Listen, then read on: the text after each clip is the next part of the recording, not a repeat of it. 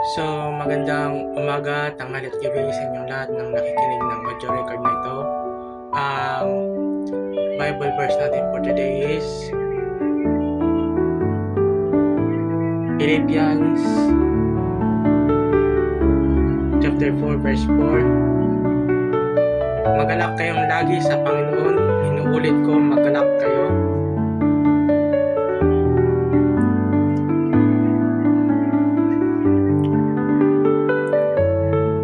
Psalm 16 verse 11. Ituturo mo ang landas na patungo sa buhay.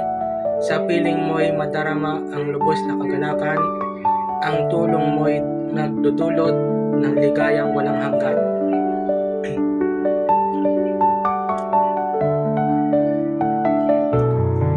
First Peter chapter 5 verse 9. Patatagin ninyo ang inyong pananampalataya sa Diyos at labanan ninyo si Satanas.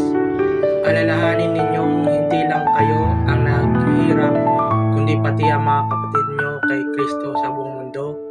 Naranasan din nila ang mga paghihirap na ito.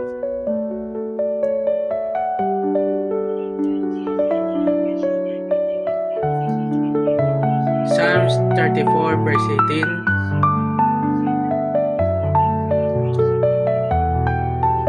Tinutulungan niya mga nagdurusa at di binibigo ang walang pag-asa.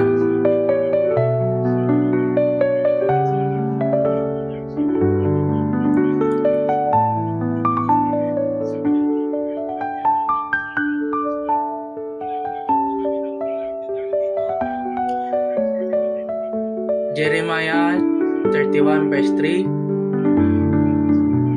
Napakita ako sa kanila mula sa malayo. Sa simula pa'y inibig ko na sila, kaya patuloy ako magiging tapat sa kanila.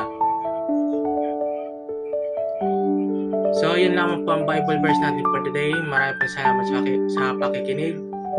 Paki-like, share, support, and repost na rin po itong audio record nito. Maraming salamat sa pakikinig. Yun lamang po, and God bless.